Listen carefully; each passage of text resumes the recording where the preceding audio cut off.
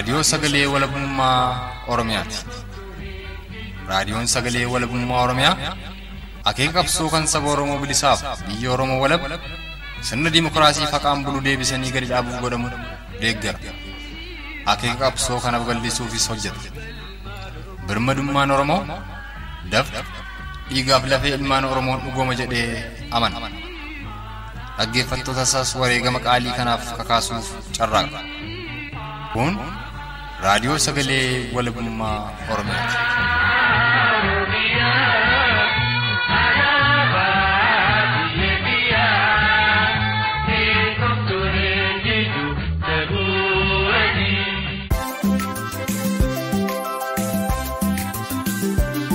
Hordoftootaafi dhaggeeffattoota raadiyoo sagalee walabummaa Oromiyaa jaallatamoo sagantaa keenya kamisa agayya bultii 27 bara 2020 guyyaa har'aatiin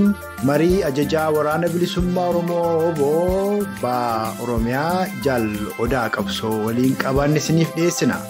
Nagaas indaganne biyya nagaaf sabatiinsi sirnaa fi tiksitoota sirna kolonii impaayera Itiyoophiyaan keessaa godaansifame guutuu Oromiyaa keessatti odoo dhiigni ilmaan Oromoo jiguu lafeen cabuu fi lubbuun dhabamuu nagaan himannu walis gaafannu hin jiru. Aadaanis kana nuun hayyamu. Isa nagaaf sabatiinsa nagaaf nageenya Oromoof Oromiyaa irraa godaansisee ofirraa haa qollu ofirraa haa lollu. Sana duuba oolteef bultee wal gaafanna. Ani xiiqii dhugaasaati. Muuziqaa ce'umsaa kana booda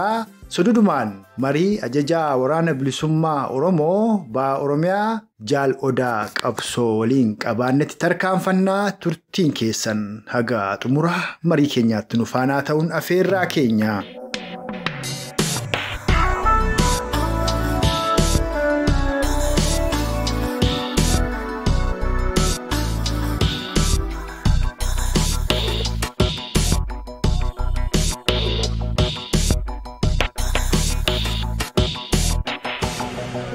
Waraanni bilisummaa Oromoo booni Baa Oromiyaa keessa sosso'uu ibsa tokko baasuusaan argee sanarraas immoo ka'uudhaan ibsa sana bu'uura godhannee marii isin waliin taasisuudhaan yaada keessan dhaamsa keessan uummata Oromoo bal'aa karaa raadiyoo sagalee walabummaa Oromiyaa akka dhageessifnuuf isinii bilbilan xiiqii dhugaasaatii. Mee jalqaba irratti kallattiin osoo marii keenyatti hin seenne dhaggeeffattoota keenyaan wal simbarsiisuun jalqabna. Eenyu jedhamtu itti gaafatamni keessan maali? Kanaan haasaa akka nu marii keenya. Baay'ee ulfaadha isinillee gaa'ibsa keenya agartanii gara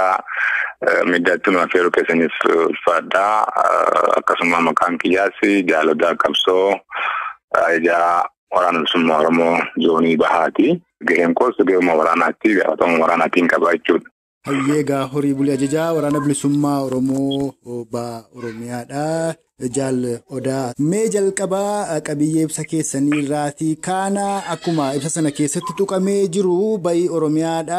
Hundee qabsoo bilisummaa Oromoo bakka bu'uuraatii. Dabalataan waraanni bilisummaa Oromoo yeroo kutaalee Oromiyaa garaagaraa keessaa nyaabni illee baase barahamtuu keessa jabaa ture Baa Oromiyaa keessatti quba qabna. Dhiyeenya kana ammoo keessumaa waggoottan 2-3 kana dhiibbaan garaagaraa tureera. Shaneeni lixa Oromiyaa jeeqaa jirtu kibba Oromiyaa akkasumas giddugaleessa lixa shaggar jeeqaa jirtu gara Baa Oromiyaattis dhufteetti meencaatti cabsaa of keessaa baasaa namooti jedhanillee turaniiru. Mee seensumaaf maal qabiyyeen ibsa keessanii sun isa kanarraa gara bal'ina isaatti adeemnu? Tole egaa qabiyyeen ibsa keenyaa haaluma waggaa 2-3 kana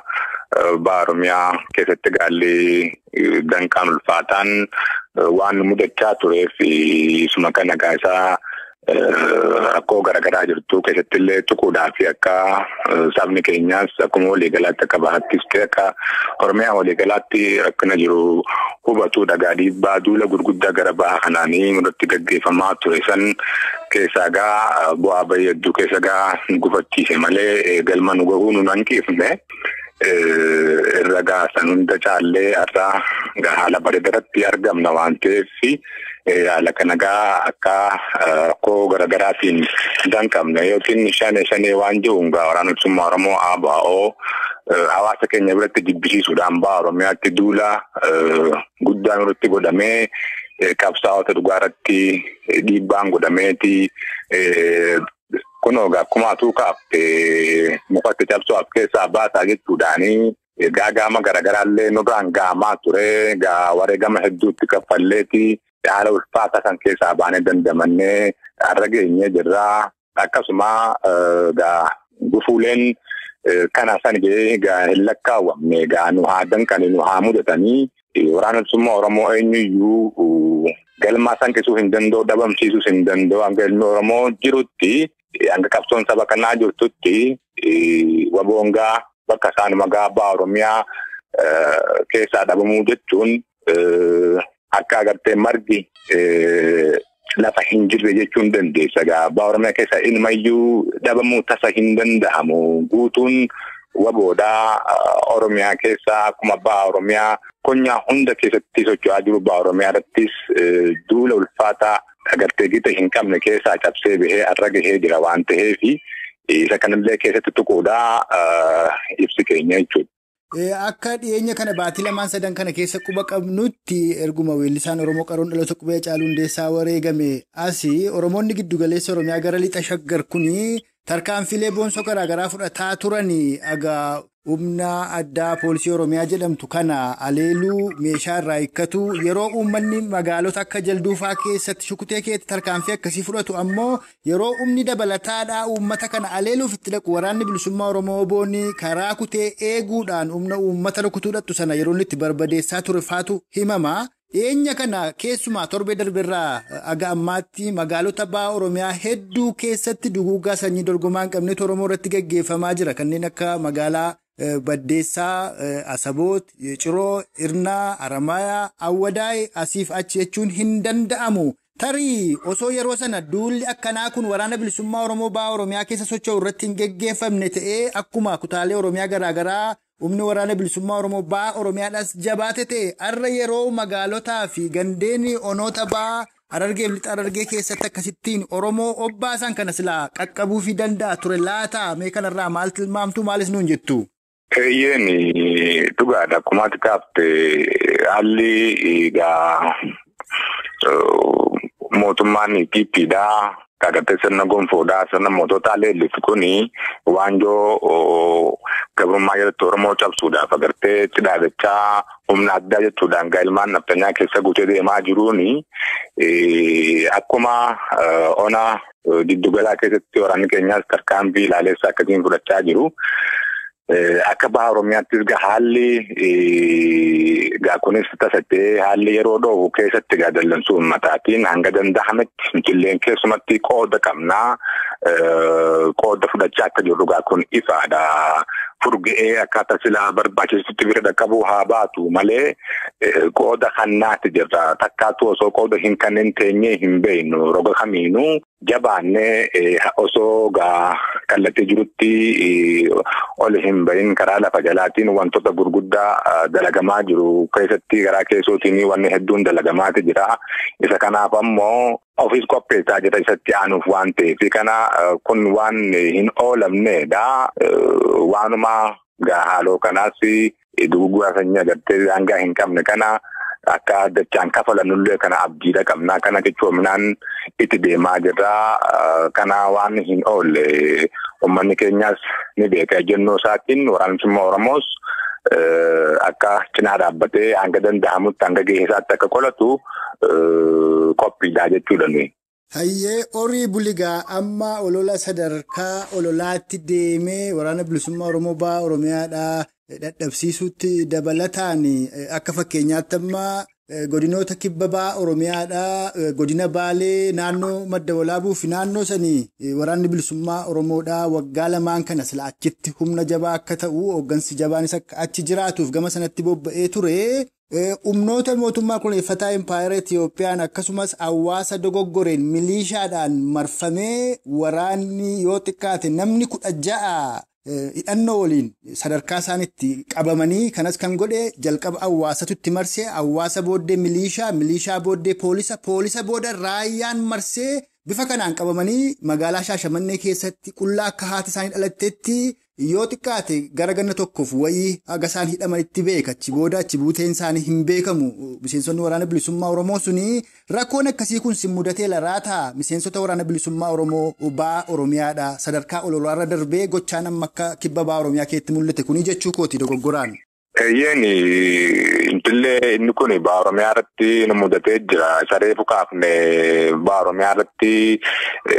yeroo duulli addattuu sirna yeroo duula abbootii gadaatiin akkasuma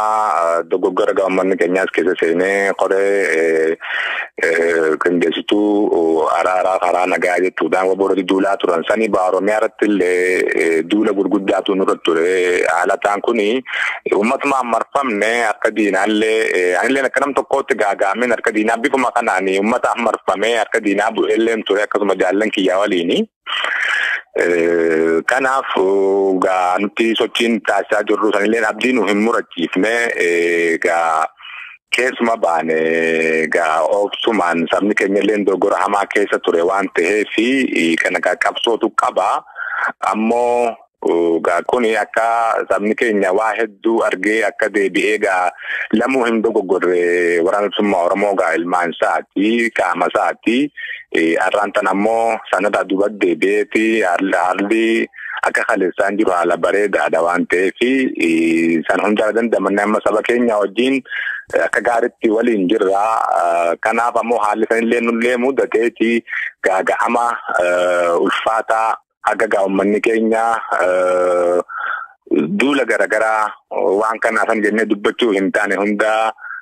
marfama hama agartee nu mudatee hanga nyaata bishaan isinii kenna jechuudhaan uummanummaan nu marsanii nutti gamanii uummata hirru kun nu seenaa teenya hin balleessu uummata qawwee kanaan rasaasa kana uummata kana finne seenaa hin taane seenaa dhaabichaa akkasuma seenaa qabsoo mootummaa hin tureessu jechuudhaan uummata keenyaan qabamnee harka diinaa akka gallullee taasifamnee jaallan koo qaqqaaliin gariin isaaniitilleen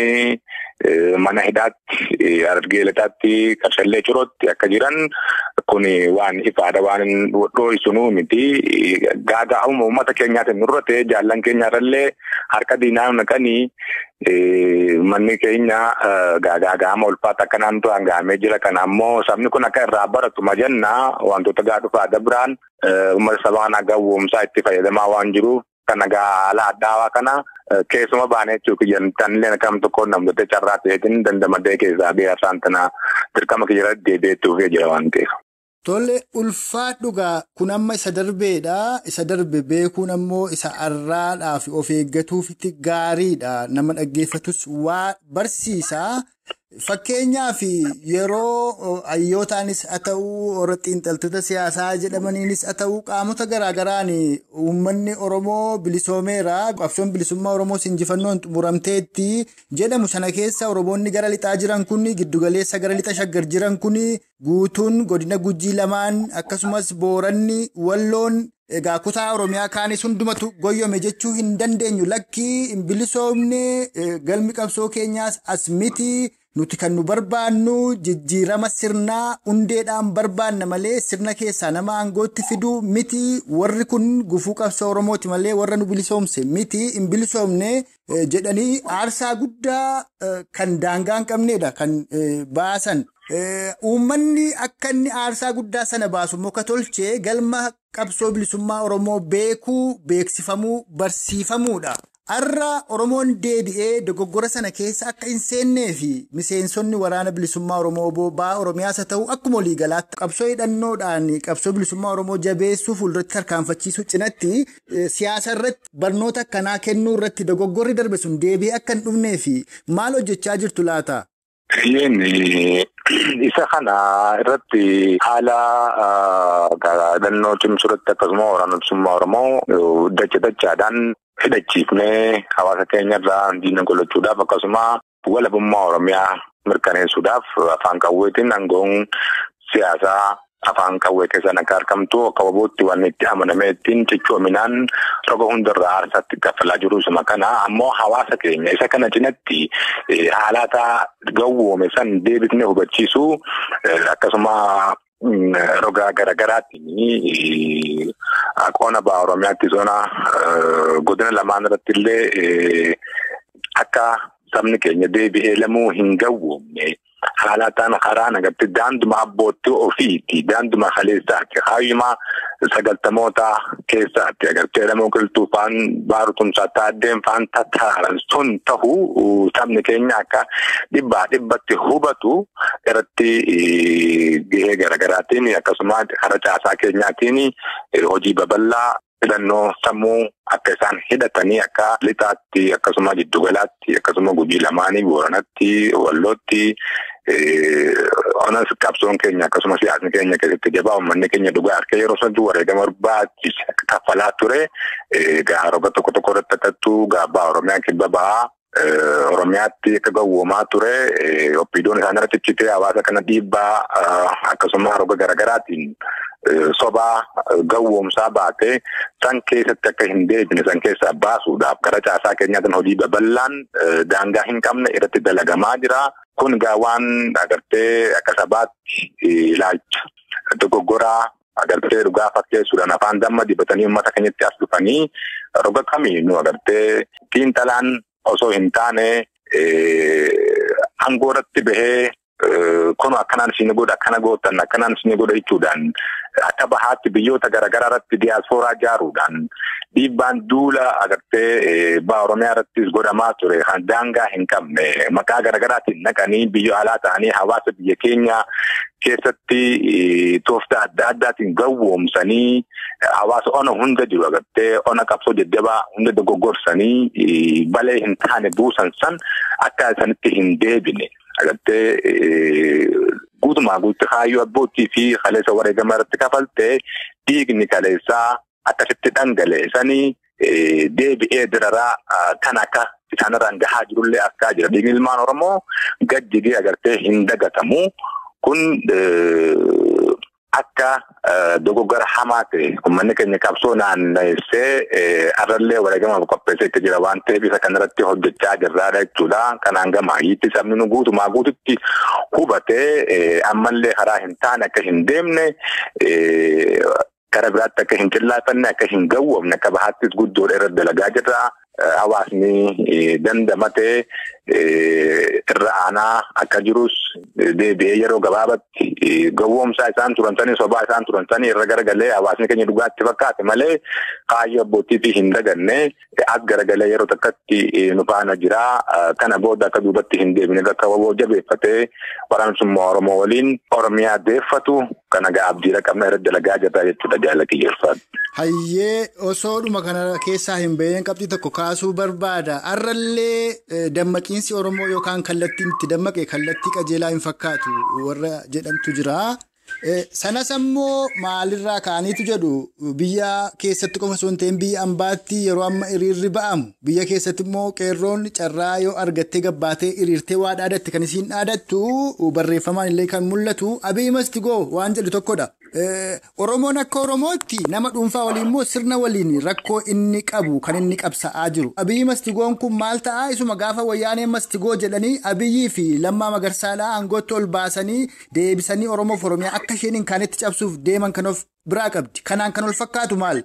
Pireezidaantii mootummaa naannoo Oromiyaa akka jedhamu Shimallis Abdiisaadhaa dhiyeenya kana Abiy ajjeesisuudhaaf gara Baaleetti ergee yoonni Baalee dhaqee du'e ammoo Oromoof Oromoo walitti buusuudhaaf akeeka akkasii qabatanii socho'aa jiru kan jedhutu jira. Koloneel Abiy Ahmed waggaa lamaan kana lixa Oromiyaa hin naqu yoon achi dhaqee du'e Oromoof Oromoo walitti bu'a kana booda Wallaggaa fi Jimma Wallaggaa fi Arsii Maarreen tokko ta'uu hin danda'an jedheetu gaafa tokko jedhee diinummaa isaa qooddaa Oromoo irratti mul'isu kana dubbate. Arras ammoo Abiy Mastigoo fi Abiy Shimallis Abdiisaadhaa ajjeesisuuf jedhaan kun bifattiin Oromoo sobani itti dabalee immoo Oromoon humtuu deebi'ee Abiy Mastigoo jechuunsaa sirna irratti xiyyeeffachuu dhiisee akkaataatti Oromoon dammaqe sirrii miti warra jedhantu jira. Mee isin kanarratti maal jettu? Maal argitan kanarraa? Abiy irraa akka nam tokkeetti nuti dhimma irraa hin qabnu sirnicha kana hundeedhaan buqqisuudha. agartee sabni keenya akka sirna kana hundeedhaan buqqisee walabummaa Oromiyaa hiree murteeffannaa isaa ofii murteeffatu sirna kana dura dhaabbachuudha qaba malee sirna kanatti fuula deeffachuudha qaba malee hundeen kaasuu qaba malee nam tokko irratti duulee deebi'ee ammallee inni achirraa ka'u kan biraa abbaan barbaade roga karaa Itoophiyaa kanaan sirna kanaatiin abbaan barbaade yoo ol bahee Oromoon ammallee gabrummaa jala jira kun ta'uun ifa yeroo dheeraa waggaa dheeraadhaaf adda bilisummaa Oromoo raansummaa Oromoo yeroo dheeraaf isuma kanarratti kan duulaa jiru sirna kana hundeen buqqisuu sirna Minilikirraa Oromootti hidhame kana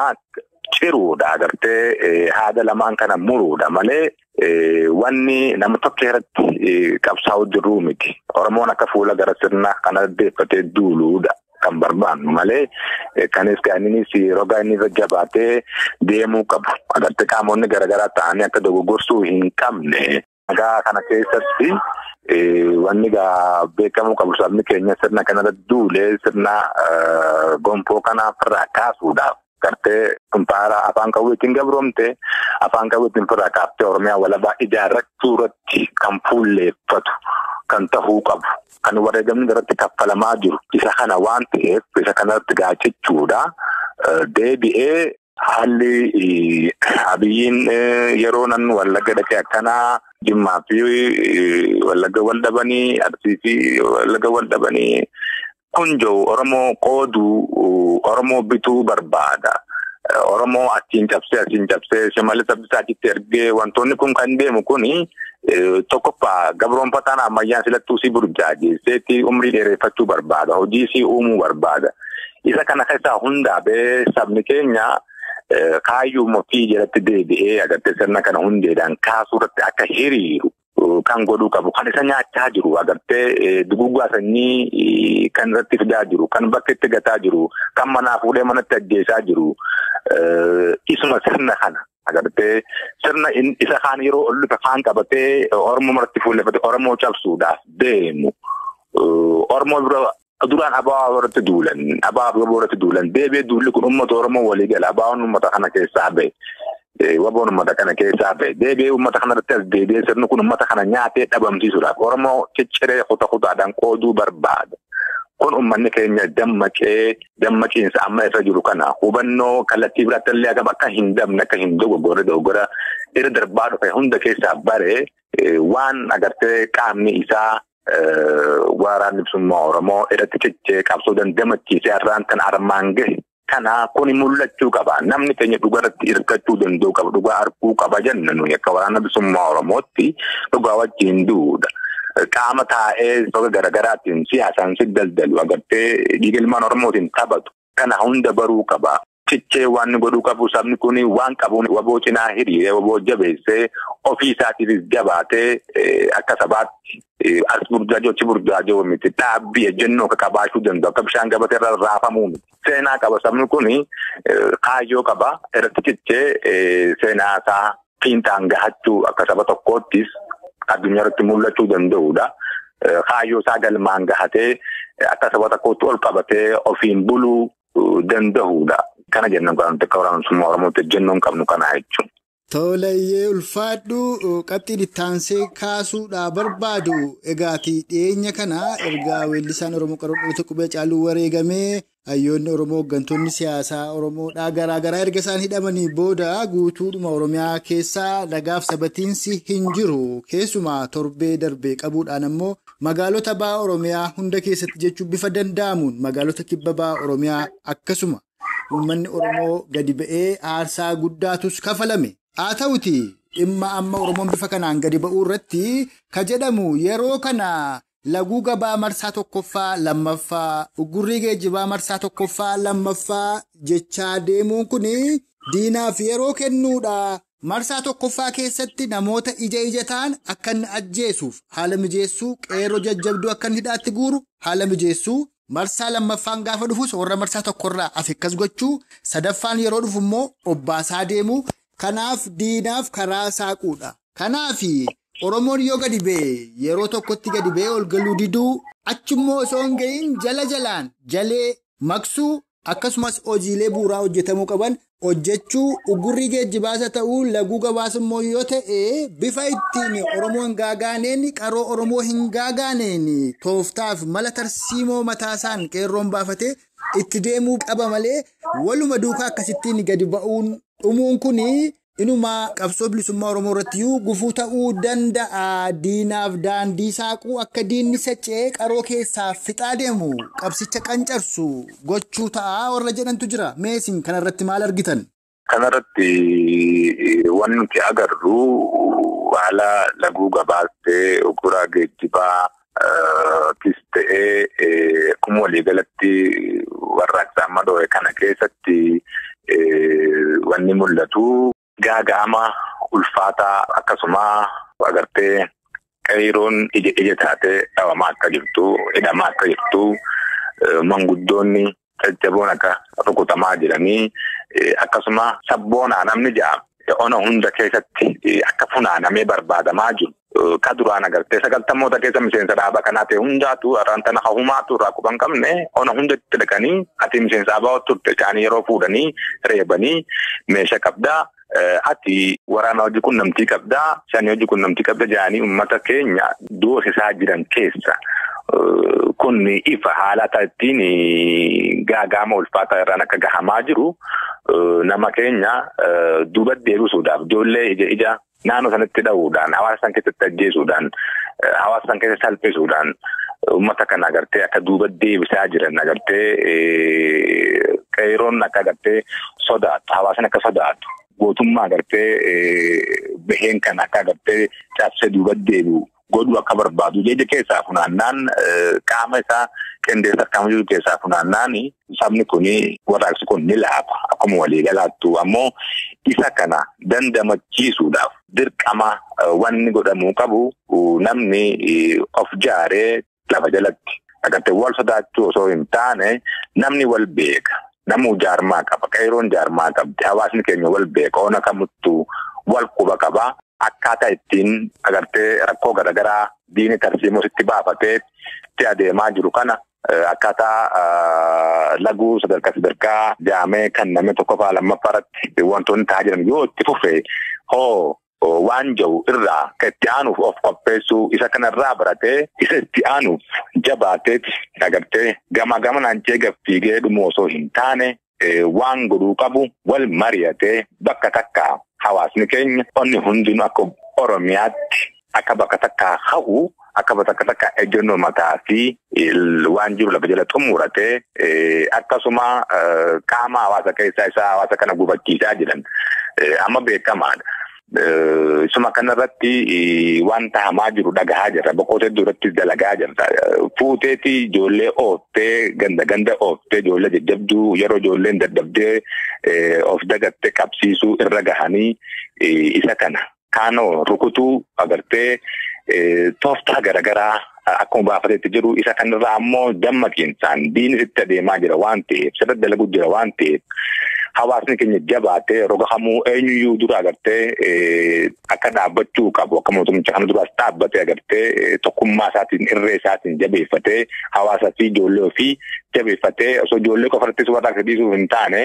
guutumaa guututti xiqqaa guddaan osoo hin jenne namuu jabaatee qeeroo faana hiriiree haalataa gaaga'ama ulfaataa keessatti adeemu jiru kana dura dhaabbatee ejjennoodhaan gaaga'ama ulfaataa agartee hidhamuu fi ajjeefamuu kanarraayis akka of dandamachiisu caasaa naannawa isaatillee guutummaa guututti kan agartee isa nyaachaa jiru irraa kaasee isa hawaasa kana ajjechaa fi hidharraa dandamachiisuu danda'u gad dhaabbachuu irra jiraataa. Isa kanaaf sabni keenya kun akkuma isin gartan kana yaadama irratti kaasaa jiru kanarraa of dandamuu akka qabutti kuni waliigala rogni laguu jee dabarsu kunis waan jiru kana hubatee saba kana akka gaaga'amatti hin oofne akka lafa jalaan dalagamu isaanillee irratti yaadu qaban sabni keenyallee waan dhagahu fi waan dalaguu wal simsiisee akka dalaguu jennu nutti jaalaki. Hayyee dhugaadhumatti ulfaadhu qabxiilee kaafne hundumaa irratti yaada bal'aa gadi fagoo akkasumas dhaamsa waan qabaati kan itti Oromoodhaaf dhaamaa jirtu. Marii keenya gara maa'iitti geessina osoo gara sanatti hin deemin garuu dhimma ibsaa ajajaa waraana bilisummaa Oromoo boo ba'aa Oromiyaan kenname irrattis haa ta'uu dhimma Oromoof Oromiyaa waliigalaa irrattis haa ta'uu addatti ammoo haala ittiin waraanni bilisummaa Oromoo boon guutuu Oromiyaa keessatti jabaatee rakkoo amma Oromoof Oromiyaa mudataa jirtu kanattis furmaati godhamuu danda'u irrattis haa ta'u waan nuun jettu waan dhaammattu akka dhaammattuuf asumaan hireessii kenneerra ajajaa waraana bilisummaa Oromoo boo ba'aa Oromiyaa Jaal Odaa. Tole ulfaadhu akkuma beekamu sabni keenya haalata keessa jirus keessa dabraa dhufees ni beeka waan ta'eef namuu agartee bakka jiru humaa wanni dubatti deebisu akka hin jirre beekuu danda'uudha waboo faana hiriiruudha. Namuu bakka jiru diinni teessus roga hammu bakka kamittu agartee eenyummaa keetiin Oromummaa keetiin duulli akkasitti deemaa jiru beeka waan ta'eef isa kanarratti xiyyeeffatee waan godhuu qabu jaarmaa isaa cimsatee waraana bilisummaa Oromoo faana hiriiree waboo jabeeffatee wal jaaree kan madaa isaas gargaarsifatee kan reebamaa jirus wallaansifatee kan hidhamaa jirus gargaaree roga kamiinuu haala saba ofii qabsaa'ota ofii ittiin wal dandamachiisuu danda'an irratti wal gurmeessee akka saba tokkootti qabsoo waraana bilisummaa Oromoo faana walitti hidhatee egaa saba kanaa safuu jalaa wal baafnu inilleen dandamatu akka sabaatti mul'atu kaayyoo takkitti Oromoo fi Oromiyaa jettu irratti wal quba qabaatee akka deemuun jaa kanuma yaanniki. Ayyeegaa ajajaa waraana bilisummaa Oromoo boo ba'aa Oromiyaa Jaal Odaa qabxiilee kaafne hundumaa irratti yaada bal'aa dhaamsaa karaa raadiyoo sagalee walabummaa Oromiyaaf dhaamteef guddoon si galatoomfadha maqaa dhaggeeffattoota keenyaan fuuldura sitti deebi'ee si odeeffadheen akkuma kana yaada kee uummata Oromoo bal'aa qaqqabsiisa kanarraa forii buladda godhu deebani. Ulfaadhaa isinis galatoomaa illee bilisummaa ta'uu ulfaadhaa irraa bulaa deemana. Gaaruma hordoftootaaf dhaggeeffattoota raadiyoo sagalee walabummaa Oromiyaa jaallatamu sagantaa keenya guyyaa har'aatiin mariin ajajaa waraana bilisummaa Oromoo boo ba'aa Oromiyaa keessa sossa'uu Jaal Odaa qabsoo waliin qabaanne armarratti obbeera. Jaal Odaa qabsoos maqaa dhaggeeffattoota keenyaan irra deebinee galatoomfataa isin dhaggeeffattoonni keenyas turtii qaataa ilaa ammaatti nu faana qabaattaniif horaa bulaa isiniin jechaa. Agaa sagantaa keenya yeroo biroo walitti deebinutti kan arraa armarratti obbaafne irraa huumaan nama borii nu tolchinna.